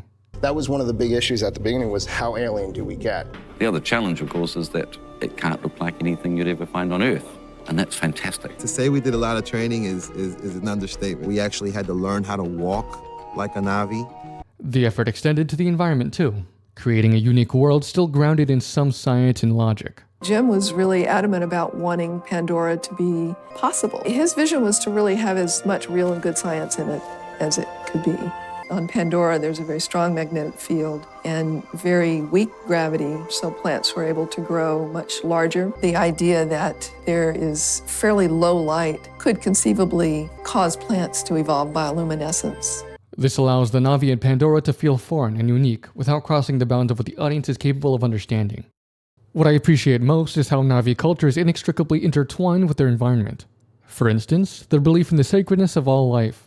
She talks about a network of energy that flows through all living things. All energy is only borrowed, and one day you have to give it back. This is almost certainly derived from a literal phenomenon in Pandoran nature. There's some kind of electrochemical communication between the roots of the trees, like the synapses between neurons. It's a global network, and the Na'vi can access it. This helps tie the Na'vi to their world in a realistic way. Except the effects their environment would have on their culture aren't taken to their logical ends. For example, the Na'vi can use trees to upload and download memories. Such technology would drastically impact their perception of the past, their accumulation of knowledge, and how they view mortality. This is completely ignored. And the mechanics of Eywa are another big problem.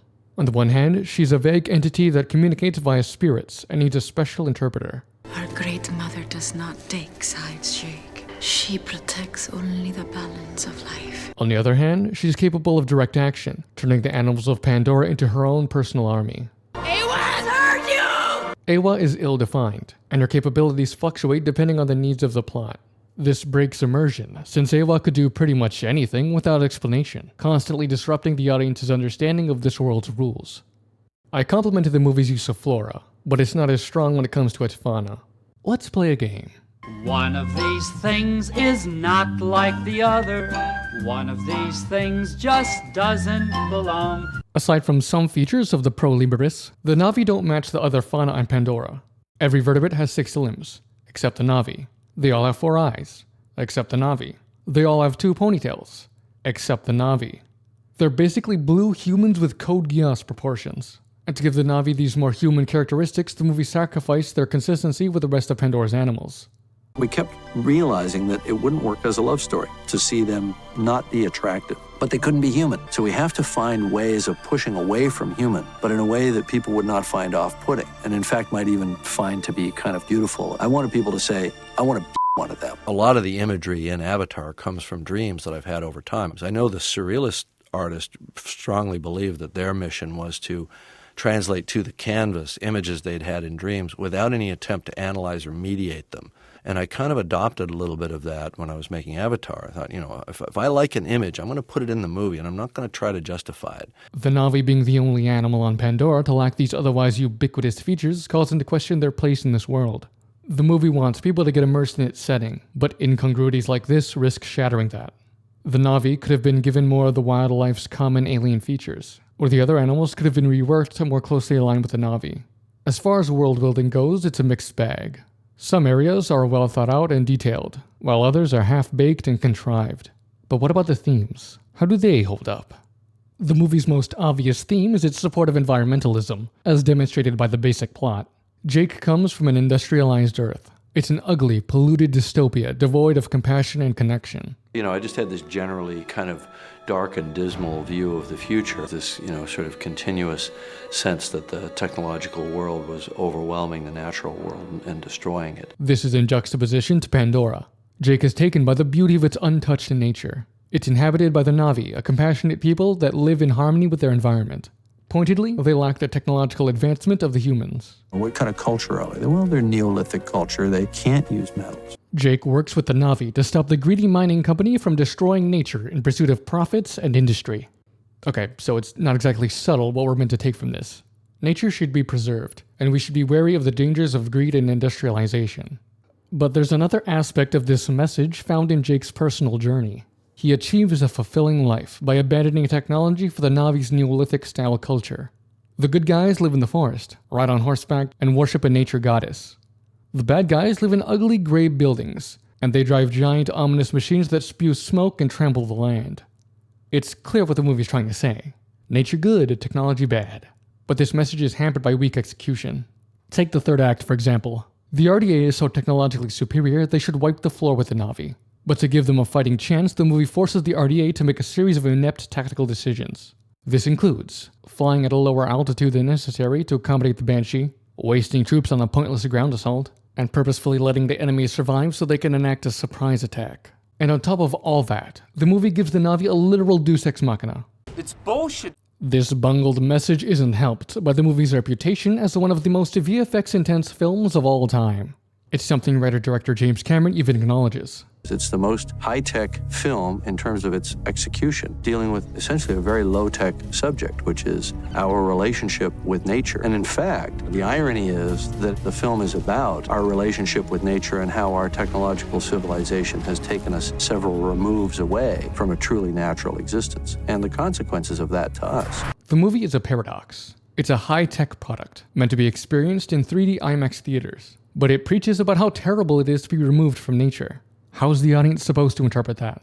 Many of your movies are about how technology is evil or bad in some way. In Avatar, for example, we're meant to admire the simplicity of the Na'vi's way of life. But at the same time, you use cutting-edge filmmaking technology that's like the best in the world. So how do I account for the apparent paradox? Can you explain your own personal relationship? To me, it's not paradoxical. It's not even meant to be ironic. For me, technology in and of itself is not evil, but there's a great potential for evil in the human misapplication of technology. That's an interesting and nuanced message. Too bad it's not in the movie. The human race needs to wake up and look forward with a sense that we've got to change the way we live. And I'm not saying we have to, abandon the cities and go, strip off all our clothes and try to run out into the forest and live like the Kayapo. That's not going to work, and the Kayapo don't want us there. We'll use high technology and science to provide us with the energy that we need, but there'll be sustainable solutions. Nature is not our enemy, it's our sustenance. And we need nature healthy for us to be healthy and to survive. And that's the realization we have to come to. And that's the next stage of evolution that we have to reach. Jake leaves the cities of Earth, strips off his clothes, and runs to the forest to live like the Omotikaya. And by the end, he's a permanent Na'vi, discarding even the technology once needed to control his avatar. Hate to break it to you, James, but the movie does promote abandoning technology, even by your standards. Moving on, the movie is strangely anti-human. At every opportunity, it chooses to denigrate humanity, its accomplishments, and its beliefs in favor of propping up the Na'vi. At first, it makes sense, as they represent opposing sides of the movie's environmentalism theme. The humans are condemned for the destruction of the environment. See the world we come from. There's no green there. They killed their mother, and they're gonna do the same here. While the Na'vi live in tandem with nature. Trying to understand this deep connection people have to the forest. A network of energy flows through all living things. All energy is only borrowed, and one day you have to give it back. But the movie fails to acknowledge the humans' merits or the Na'vi's faults. The nature-loving Na'vi have no issue mind-raping animals for their benefit, and the evil humans are actively trying to repair some of the damage they've done to the environment. These cloned tiger cubs at the Beijing Zoo are the latest of a number of species that have been cloned back into existence. The movie ignores both these points, squashing a potentially nuanced dynamic down to a black and white issue. Human wisdom is treated as valueless. We learn that the RDA has tried giving things to the Na'vi to improve relations and make trades. We build them a school, we teach them English, but after what? How many years? Relations with the indigenous are only getting worse. We tried to give them medicine, education, roads, but no. They like mine. But the movie dismisses these things as worthless. They're not gonna make a deal. For light beer and blue jeans, there's nothing that we have that they want. Everything they sent me out here to do is a waste of time. Apparently, education, roads, and medicine aren't worth anything to the Na'vi. Even though I can think of a few times Earth's advanced medicine might have come in handy. The movie also bashes human culture. The Na'vi religion is treated seriously, both as a philosophy and as a literal phenomenon. I'm trying to understand this deep connection people have to the forest. It's a global network and the Na'vi can access it. They can upload and download data, memories. Human religion, however, is treated like a joke. I'm not talking about some kind of pagan voodoo here. I'm talking about something real. It's once again dismissed out of hand. Avatar is about trying to learn the other culture, trying to push through into an understanding of their worldview. Interesting. Outside of learning English, which is more of a convenient plot device than anything, the Na'vi never try to learn about human culture, and thus don't understand it. Her father and her mother are the leaders of the Na'vi. They don't know why these humans are here in their planet. They don't understand their ways and their cruelty and the way that they treat the environment, which is something that's so holy to the Na'vi. Even so, the movie seems to believe it's solely the humans' duty to bridge the understanding gap. Even when the Na'vi and the humans make the same mistakes, the movie somehow finds fault with one and not the other. For instance, both groups are prejudiced against the other. Now those savages are threatening our whole operation. Learn these savages from the inside. Now the hostiles believe that this mountain stronghold of theirs is protected by their deity. Sky people cannot learn, you do not see. What's he saying? My father is deciding whether to kill you. Learn well, Jake Sully. Then we will see if your insanity can be cured. The human's prejudice is proven misplaced. The Na'vi aren't savages, and the religion isn't meaningless. The movie goes a long way to show this. The same cannot be said for the Na'vi's prejudice. On the contrary, it's validated. Why don't they come back? The Omaticaya learned as much about us as they needed to. See the world we come from. There's no green there. They killed their mother. They're gonna do the same here. The aliens went back to their dying world. What the fuck, bro? If you want to know how bad the human bashing could have been, look no further than these deleted scenes. Your warriors, they hide inside machines and fight from far away. I did not think a sky person could be brave. The Na'vi fight with bows from Banshee back. How's that any different? And why does Jake just sit there and take this bullshit? Now they don't even have a word for lie. I had to learn it from us. Kinda cringe. Jesus Christ. The movie wants to jerk off the Na'vi so bad. All of this human bashing makes one of the most prominent messages of the movie come off as blatantly hypocritical. It's about perceiving differently, looking at another culture through their eyes, understanding the other person better, and how this interrelates with this idea of aggression and warfare. If we just understood the other culture better, we could find a solution that wasn't a solution of war. The Na'vi never attempt to understand the humans, nor try to see the world through their eyes. But why did the movie go out of its way to vilify one and lionize the other? But it made sense to me that in this film you've got this polarization where the humans actually represent an aspect of human nature that is, venal and corrupt and aggressive. The Na'vi represent an aspect of human nature that is more aspirational for us. They're more the way we would see ourselves or want to be. They're athletic, they're graceful, they're connected to their environment and to each other and so on. The humans represent modern culture. They're high-tech, industrialized, and have turned away from nature. When Europeans first came to North America, South America, the way they behaved then, we would do the same thing tomorrow if we could do it on another planet. Let's face it. The Na'vi represent primitive culture. They're not technologically advanced, and the society and religion are centered around nature. There's been the Hobbesian view that we were savages, that we were uncivilized, that we lived these brutish, short lives, and then we became civilized. And then we had these kind of patriarchal, top-down, law and order imposed structures that kept people from being the savage beings that they are, and that allowed us to progress. Then there's the Rousseauian vision, the so-called noble savage, which has been dismissed as naive, but turns out to be the more true, which is indigenous peoples, they don't have patriarchal top-down leaderships. They have innate communities of cooperative people that allowed us to survive and to populate the entire planet was our ability to cooperate. Cameron wants the audience to like the latter but not the former. Thus, it simplifies the human in Na'vi to the point of caricatures, robbed of complexity and realism. Nuance was sacrificed on the altar of allegory and propaganda. What doesn't help these botched messages is that Cameron has contradictory conclusions about the ideas he's trying to express.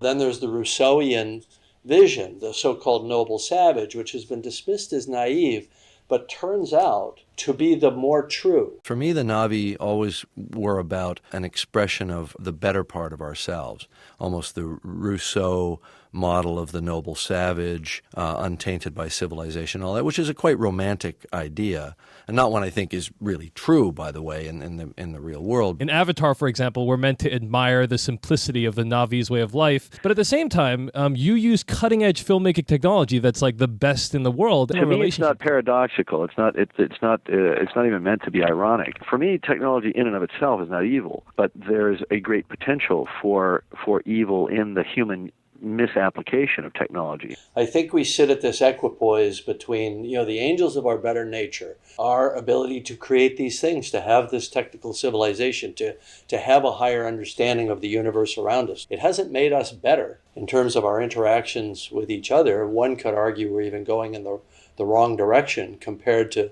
so-called primitive man. Indigenous peoples innately have a cooperative spirit and an empathetic relationship with each other that I think far surpasses what we have. Intellectually, we can know that there is no such creature as someone who lives a perfect, harmonious life in nature. Harmony with nature is knowing your place in the food chain, and that in fact, you may be the prey. It's all a big fucking mess.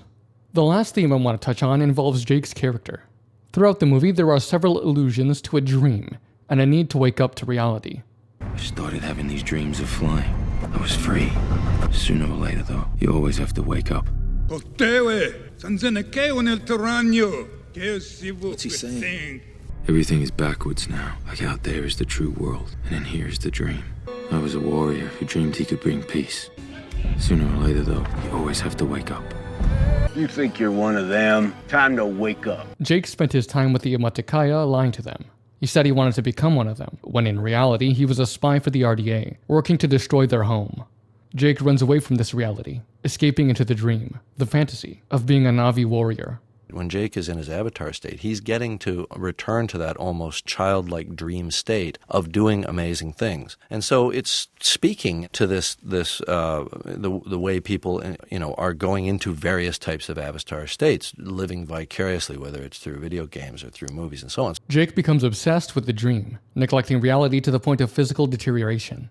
So in a funny way, it's actually kind of a comment on the way we find expression for our imagination. And by the way, a little bit even of a cautionary comment, because Jake allows his body to physically degrade throughout the movie as he invests more and more of his time and energy and his soul in the avatar world, almost to the point where he loses all strength and all interest in his true human form. As much as Jake wishes the dream were true, he has no choice but to eventually wake up to the reality of the situation.